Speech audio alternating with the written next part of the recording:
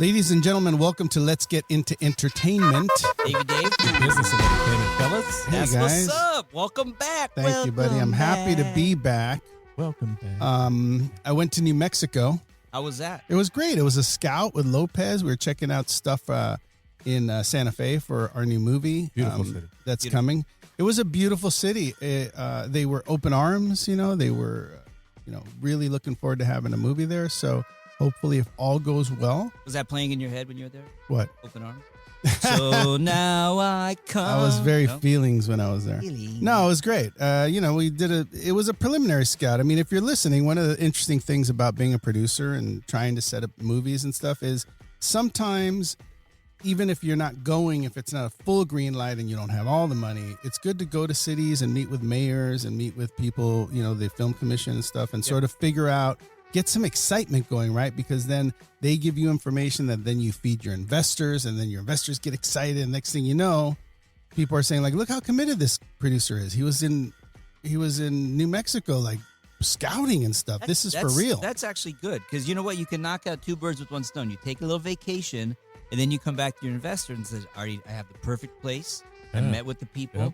I already know where everything's right there. You send back pictures. You send back video. Yep. And you get a vacation out of it, because you had fun, Roberts. It was 24 hours. It was a lot of fun. But I'm going to tell you this. What was really cool is that we showed up there in Santa Fe, and they have like this plaza area, and they have Christmas lights still up. I mean, completely lit up. Nice. And we were like, oh, wow, this is cool. It's too bad this won't be up, Oh, we leave them up. In April. We'll leave them up. Nice. What? Yeah, so they're going to leave them up. They're not going to light them, but they'll leave them up.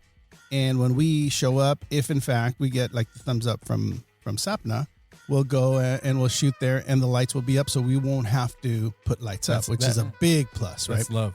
So, but no, we did have a good time. Mario got excited. I got excited. Stearns got excited. We enjoyed the whole town. We met with the mayor. It was funny because I haven't posted the picture, but they set up a breakfast with the mayor. Yeah. And it was 5 6-foot tables. 5 6-foot tables. Okay. And each of us were at one of the tables. Oh my god. and they were in like a circle or square or whatever, right? So we were very social distant. Distance. Yeah. But it was cool and necessary because, the mayor's being safe and he doesn't want to be photographed being unsafe. Good for him. Yeah. So it was interesting. Smart. Anyway, what's great about all of this is that I continuously think about when I was started as a producer and what you can do to sort of get people excited about what you're doing. And that is overly commit. Visit the cities, take pictures, make mood boards about your script and what it should look like, and send that to people so that you could get people excited, because that's what gets people excited. That's why I'm doing everything in Vegas now. All my shit's going to be in Vegas. So let's go to Vegas and scout. There's a lot of Why? vibe right Because it's mafia. That's why. No, there's no mafia. Okay, just wondering. Just stop with that already. Jeez, there's no mafia. You're being typecast. I know, it sucks. Oh, come on. man. Come on, man. Who are we talking to today? We're talking to Steve Stanulis. You know who he is? No, Yes, what does he you do? Come What does on. he do? He's got a really intriguing story. He was a cop in New York who was also a male dancer. Wow. And I just read a script he sent me, kind of based loosely on his life. He did an off-Broadway play, which then went to Vegas and was at the Planet Hollywood. And he ended up doing security work, private security for like Kardashian stuff. And then he got into filmmaking, and he's doing really well. I don't want to give it all away. Let's talk to him and see what he has to say. When we get back, Steve Sandals.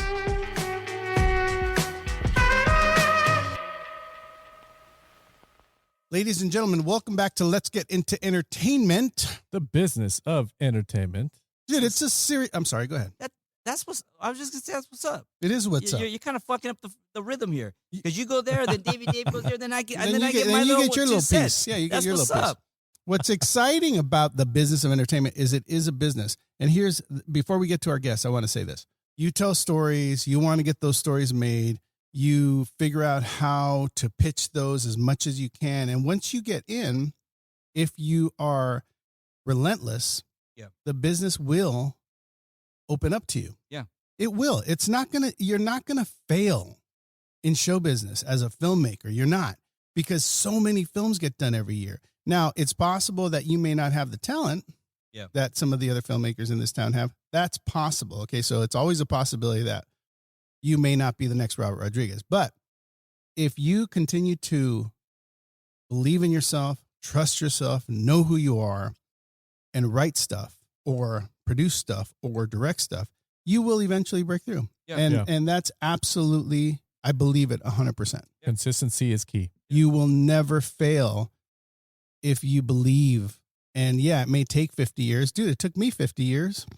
Did it? Yeah. No, it didn't, fool. It took me my whole life that's true. to actually to get where you're at to get to a point where I didn't have to convince people that this is what I do. Yeah. I like that. And I was, there was a time when I was in my 30s that I was, 20s, maybe late 20s, when I would say I'm a producer, I want to be a producer, and people would laugh at me, like literally go like, how are you going to get there? Yeah. But you can get there. It can happen. Today we're going to talk to someone who made it happen, and his name is Steve Stanulis. No, Stanius. We'll ask Steve. We'll ask him how he says his name because we want to get it right. Okay, let's get him on the phone. Steve Stanulis, ladies and gentlemen. Our podcast is all about the struggle, the journey, how people get where they're going. Tootie was telling me a little bit about your story. It sounds like you've been, in a lot of different businesses, very close to showbiz, and somehow those doors opened up for you. Can you tell us a little bit about how you started and how you got into it? I worked at Chippendales when I was a cop. What? I was an NYPD cop working at Chippendales. Is that allowed? Is that allowed? No. But back then there was no social media. I didn't wear my uniform. So, again, if that's a big no-no. You can't use your uniform. What was first? So, were you a cop first and then a Chippendales, or a Chippendales and a cop? What came first? No, actually, it was funny because my first day of college, I was always into working out as a kid. I actually even competed by the bodybuilding show when I was 16. So I always was into working out. And then my first day of college, I sat next to this guy. I think it was a sociology class. And we kind of hit it off, waiting for the teacher to come in. And he's like, I got to work tonight. And I'm like, what do you do? He's like, I work at Chippendales. I'm like, no way. I'm like, bro, can you get me in? And he's like, yeah, why don't you come and check it out and then see what you think? So I went, and the place was packed. I think it was there was a place called Escapes in Merrick, Long Island. The place was packed, and basically these guys were humping any girl randomly. The girls were giving them money and saying thank you. I'm like, what? It was like a fantasy. So anyway, I started when I was 18. I started a little younger than I should have. But what happened is I got called by the police department at 21. I'm like, if I was working in the academy a week of 4 to 12s and a week of days. So every time I had a week of days, I would still dance. What happened is I was at a show one night, and this guy comes up to me. He's like, dude, I got these girls at my penthouse. If you want to dance for them at the end of the night. I'm like, yeah, all right, bro. I thought he was hitting on me. I'm like, yeah, all right. So I go downstairs the other night. We're all hanging out, and one of the dancers come down, and they say, that guy's waiting for you upstairs. I'm like, okay. So I go upstairs. I go, bro, I'm a cop. And I show him my shield. He's like, no, really, I got these girls. So I'm like, okay. So I go back, and there's these two girls there, super hot, like high-end penthouse chicks. And I end up dancing to them. He gives me $2,000. And again, I was 21. So $2,000 cash was like, 50,000 today, So he goes, by the way, when Leo is in town, he lives with me. Would you be interested in working security for Leonardo DiCaprio? So I said, yeah, give me a call. So again, don't know none of it.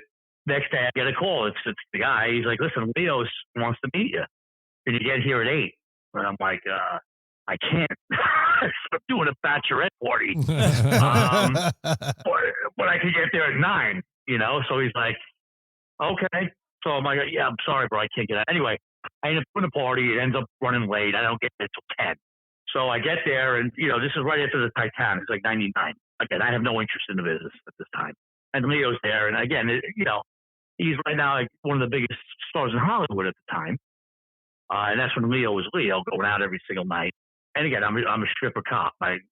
You know what I mean? So again, nothing, kind of a little weird dynamic, but he happened to tear his ACL, which I did on the NYPD. So he goes, do you mind if I see your scar? So I said, yeah, as long as you don't mind the G-string I'm wearing. And I pulled my pants down. And I broke the ice. Everybody thought it was the greatest thing. You know what I mean? So, everything he started doing, I started doing. It wasn't like, wait here. Literally everything he did, we did. And, I was talking to all these players because Leo was Leo. Everybody wanted a piece of me as far as working with them at that point. You had Tobey Maguire, at that point, and Affleck, Matt Damon, Alanis Morissette, Michael Stipe. I mean, everybody that was big in '99, Cameron Diaz, just to name a couple. So obviously, I was doing that, and then they liked the fact that I was always into working out, but I'm not like 6'7", I'm 5'11", but they liked the fact that when I was out with them, he looked approachable. And if they came over and got a little annoying, I would just take my shield out. One shield is equivalent to 10 6'5" idiots. You know what I mean? So one day I'm at a party and I meet this guy Dylan Sellers, and he's like, "Do you play football?" I'm like, "Well, you're in high school." He's like, "I'm doing a movie called The Replacements with Keanu Reeves and Gene Hackman. You'd be great as the backup quarterback." And I'm like, "Yeah, great."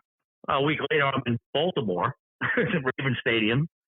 And, I have like 2 lines in the movie. So that transferred from that to working with Daniel Day-Lewis in Gangs of New York, basically with him the whole time. And then what happened is the guy that introduced me to all these people, he got in trouble for misappropriating funds. He went away to jail. It was a big thing, like 2000. And he was involved, this guy, with another cop who was involved with him. Everybody thought it was me. Because, right. I was always the face going out with them. I wasn't the other guy. So all that access went away. Now I'm like, oh my God, I got to audition, really? So, I started going out for, working on, just getting smaller parts, like in The Sopranos and all these different things. But I felt like I was doing the same stereotypical things. So I started creating a lot of my own stuff. I started with shorts, it morphed and went into, you learn as you go. Let me take you back for a sec. So you meet Leo, you're a cop, you're a dancer at that point. At any point, as you're moving through this and you're meeting other celebrities and you're working with them and then you're working on sets, at any point did you leave the force to do that? No, but what happened was I actually got injured in the NYPD, and I actually got out. What they call 3/4 pension. I've heard that, yeah. Because of my knee injuries. Right. But by the time I got out, this was already coming to an end with the gentleman who got in trouble. The exciting part about that is that, it goes into the file of when opportunity knocks, how close you are to what's happening in the business that you want to be in. And you were right there, man. You were at the highest level that you could be with Leo and all his buddies and all that stuff. And it sounds like you have some talent, right? I mean, to be a Chippendales dancer, to be a Chippendales dancer, you got to be comfortable with yourself. So obviously you had some talent. So people were noticing that in you, and you were getting parts. And then you wanted to get out of the stereotype. So to get out of the stereotype, you started creating your own parts. Now, did you become a writer, a producer, a director, all of the above? All of the above. The only thing I wouldn't claim is being a writer. I can come up with all, and again, I don't only do my own stuff. I do, we take other people's scripts as well. But a lot of the concepts I come up with in my head, and then what I'll do is I'll speak to a writer, tell them what I have in my head. Have him write the draft, and then I'll review it and say, hey, if we could do me a favor, move that the first scene, or maybe he needs a love interest there, what have you. But I can't claim to be a writer. That's a super talent, which I don't have, or have the attention span. Well, it takes a lot of talent to realize that you don't have that talent. And you know what? That's a stand-up dude right there, because just to say that, most people in your place would say, "No, I write it. Yeah, I write. I do everything." But to say I don't write, I do other things, that speaks volumes.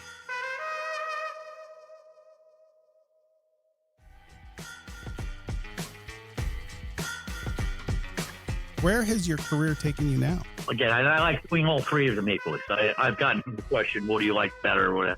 I've done pretty well on the acting side. I've done pretty well on the directing side.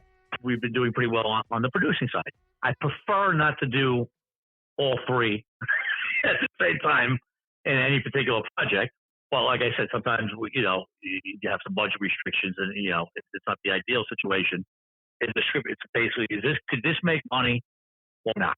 Right. So if it's something that I think is viable that can make money, that has no role in it for me, or something that maybe it's not in the realm of something I'm familiar with as a director, I would totally just produce it. I don't really choose things that just fit me per se. Like we did a film called Clinton Road. Again, it was a smaller budget, but it was about this road in New Jersey that's a real road, and I was drawn to it because I like the fact that anything that's real. We had Ice-T in it. We had Vincent Pastore. They make a couple cameos, Eric Roberts. But I mean, it was mostly these kids. And again, I was drawn to the story because it's real. But that's something I wouldn't say, I'm not going to do it because there's nothing in it for me. And I had a great time actually co-directing with somebody, with actually Richard Grieco, believe it or not. And we shot it for like under $250,000. Oh, wow. That's a lower chunk of money. Let me ask you this. So obviously you raise your own money, you do your own thing for film. Now, a big question a lot of listeners have, and a lot of people out there trying to make their way in the business. There was a time in the 80s and the 90s, even in the early 2000s, where you could, raise independent money and make a movie for a couple $1 million, sell it foreign, sell it to DVD, all that stuff, and make some money. How can you raise money in this market and make a movie and sell it? Is there a way to do that? I mean, obviously you're doing it, but how do you do it? Personally, what I'm doing something where we're trying to bring the company public. So going through the whole SEC thing. Mm-hmm. And basically now I don't really have any traditional investors anymore. I have shareholders. And again, it's something that our whole niche is doing films on $1 million and under with quality names and creating a ton of content. So this is something we're diving into now. Conversation where we're doing what you call reggae tier 2 raise. Anybody can own a piece of the company, but you won't own one film per se. Right. You'll earn everything. You'll own a part of the whole company. Yeah. So what you're doing is you're raising money, but not individual films. You're actually, this is very smart if this is what it is. You're taking on shareholders and then creating a library of films that may be sold as a library to some of these streaming networks or streaming channels or whatever, which sounds like smart. A new way to handle that business. That makes sense. And here's the other way. Again, as you go on, you live and learn, right? So you think you're doing a film for $500,000 and you have X names, which I think are huge. If you kind of try to hook up with a studio, which is now the only thing I'm going to do, but if you hook up with a studio, basically you give a studio, what your budget is, and basically they give you a couple names that mean a lot in that world per se. So it's almost like baseball. You know how they have the whole analytic thing? So somebody like a Lionsgate has a whole analytic team that tells you what actors mean, foreign and domestic. Like bigger names that, are been around for a longer time might not mean what you think they mean. So anyway, the point is you help put a package together with names that they want, which is saying, I'll give you, you're doing a film for $1 million, I'll give you a $500,000 budget. I'll give you a $500,000 MG, which is a piece of paper that says they'll give you the money upon completing the film. Also, what they're going to do, the studio, is they're going to pre-sell it foreign and domestic. So by the time we shoot day one, principal photography, we're already even. Right. Well, that's brilliant. I tell you what, just to make that very clear for people who are listening, what Steve's doing is he's taking his script, going to a studio and saying, I'm going to make this. How do I make it valuable to you, the studio, and what names or couple of names, if I put them in here, would create a sale for you? They give you a list of those names, and if you're able to cast those names, then you have a potential MG there that then you can either take to investors or to a bank to fund the money, fund the movie. You make the movie, you come back to the studio, and you have your sale. And does the studio distribute the film then? Yes. Nice. Yeah, which is another thing. See, now, my biggest weakness, always, I'm good at putting together budget, staying under the budget, getting very good names for whatever budget I have, because my biggest thing, and I could always get distribution, get theatrical release. I've gotten, but my biggest weakness is I've always had problems with post. Meaning, well, two things. One, by the time it gets to that level of post, I'm already worried about what I'm doing next. Right. And B, it can't be great. It's on demand. It's on all these platforms. Me, my publicist, and my social media is gonna really push that out there. Yeah. Because in order to have a successful film, you got to get outside of your circle. You need people that don't even know who you are seeing the film and say, "Oh shit, let me see this." The studio, now obviously they're gonna get, you're giving away some more, but now you're gonna get billboards, you're gonna get bus stops, so they're gonna put some money into it. And again, so even down to the poster. A lot of people just at the end they put together some poster and it's great, but people don't realize how I'm going through this right now. People don't realize how important a poster is when you're trying to differentiate yourself from 50 other movies. Again, it's always a learning process. You never stop learning. Well, you've had an amazing rise to where you're at, from going from dancing to a cop to working with all these amazing actors. But look, congratulations on what you're doing.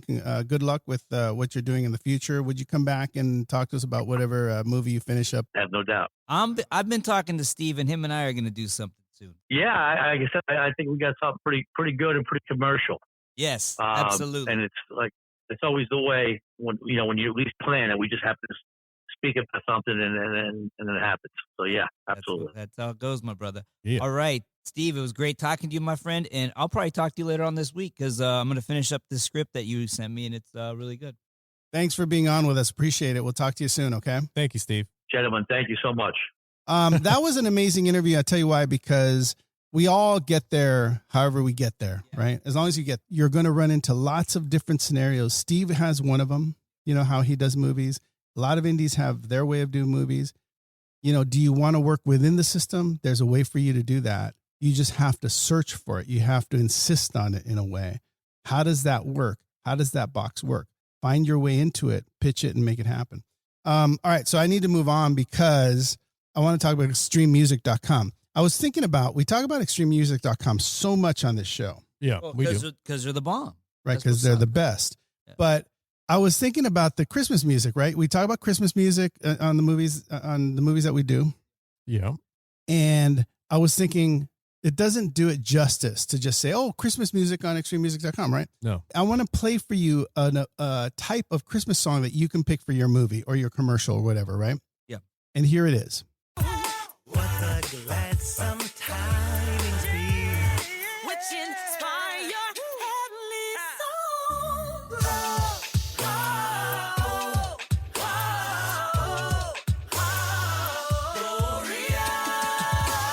Gloria. Dude, you're talking about that's Angels We Have Heard on High being sung like the Pentatonics would sing it a cappella, right? So sometimes we talk about these songs on Extreme Music, but really the levels, the different vocals, the different arrangements that they put on these on their site is remarkable. So you just heard Angels We Have Heard on High, and it was totally hip and interesting and cool. So if you're doing a movie where you're like thinking, oh, well, Extreme's not going to have anything for me, it's just going to be all traditional. No. They'll give you a rock version. Yeah. They'll give you an a cappella version. There's all kinds of versions on here. In fact, that particular song, if you go back to Feliz Navidad, at the beginning of the movie when he's delivering and he's seeing all of everyone's like decorated for Christmas, that's the song I use. Interesting Man. Is that the Distinguished Man happens during that song when he's delivering.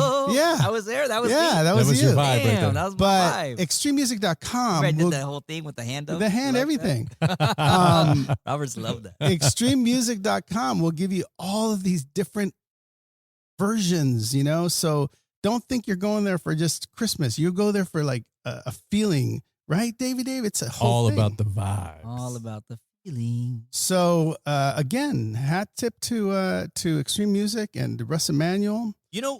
That brings up something. Don't give me that look, Robert. So the other day I get a call from Extreme Music and from the guy. Let me get his name. One of their reps. One of the reps. Do you know him? He called me too. One of the reps called me too. It's pretty cool because if you sign up, somebody will get in contact with you through email. Actually, when I signed up, they called me too. And but, they'll call you. They'll follow up. And I was picking up my kid, and I get a phone call, and he's like, "Hey, Rod, this is blah blah blah from Extreme Music." And I was like, I thought about Made in Mexico. I was like, "Oh, okay, yeah." And he's like, "Is everything okay?" I go, "Everything's great." He's like, and then okay, he starts singing. No, he starts singing. I go, "No, are you calling about Made in Mexico?" He goes, "No, but I could help you with that. What is it?" And I said, "It's a movie that I'm doing with you guys." Wait a minute. I go, "Is this just like a customer service call?" He goes, "Yeah, I'm just wanting to make sure that you're happy with the product." I go, "Dude, I'm going to bring you up on my podcast. This is great. Yeah. Like, this is like legit customer service, quality. Like, doesn't get better than that." Yeah. That guy personally called me. Dude, it's like the Disney of library music. I'll agree. You know what I'm saying? I'll agree. I think there should be like I think you should throw Warner Brothers and Paramount in on that. So Look, it's Disney, bro, Warner Brothers, look, and Paramount. the hidden all Mickey, together. the hidden Mickey in all of this would be that if someone wrote a song, Mickey, what does that mean? listen to me. The hidden What the hell's a Mickey, hidden Mickey? the hidden Mickey in Extreme Music would be if someone wrote a song that had Russ's name in it, right? Russ, ho, Russ, Stupid. ho, Russ Emmanuel, right? Russ, oh Russ, oh Russ. I think someone should do it and then just lay it in there and see if anyone licenses it. I mean, look, as much as I like Russ, I highly doubt anyone would license it. Sorry, buddy. Anyway, extrememusic.com for all your needs. Thank you guys so much. It was fun. I'm glad to be back. I know we took a couple weeks off here, but maybe I'll stick around this time. I hope so. Stick around big time. I hope you got something out of that because I did. Yeah. And we'll be back next week with another show.